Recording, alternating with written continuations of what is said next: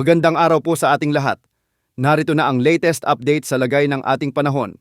Ngayong araw ng Martes, Hulyo 8, 2025, wala na tayong minomonitor na bagyo sa loob ng ating area of responsibility at ngayon ay tanging ang southwest monsoon na lamang ang weather system na nakakaapekto sa ating bansa.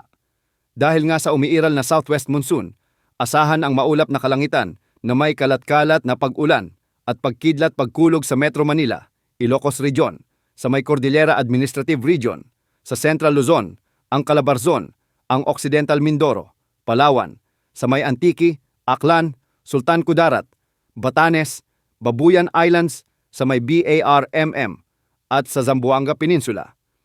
Pinag-iingat natin ang ating mga kababayan dahil posible ang banta ng flash floods o biglaang pagbaha at landslides, lalo na kung may mga umiiral na katamtaman hanggang sa kung minsan ay malalakas na pag-ulan. Magiging bahagyang maulap hanggang sa maulap na papawirin na may pulo-pulong mga pag-ulan o pagkidlat pagkulog naman ang mararanasan sa natitirang bahagi ng bansa, dulot pa rin ng southwest monsoon. Ngayong araw lalo na pagsapit ng hapon at gabi ay mas malalakas na pag-ulan ang inaasahan sa Ilocos Region, Bataan, Zambales, sa ilang bahagi ng Cordillera, Administrative Region, Panay Island, Negros Island Regio, Mimaropa, Metro Manila, at sa Central Luzon, dulot ng pinagsamang epekto ng southwest monsoon at thunderstorms. Mag-ingat po ang lahat.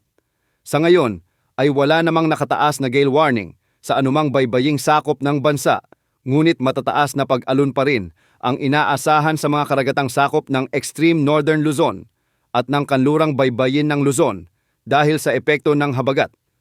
Posible ring may mamuong bagyo sa silangan ng bansa na magpapalakas ng southwest monsoon sa susunod na linggo base sa mga ginagamit nating wind models. Yan ang update sa lagay ng panahon. Ito po ang weather update ng bayan. Maaasahan anumang panahon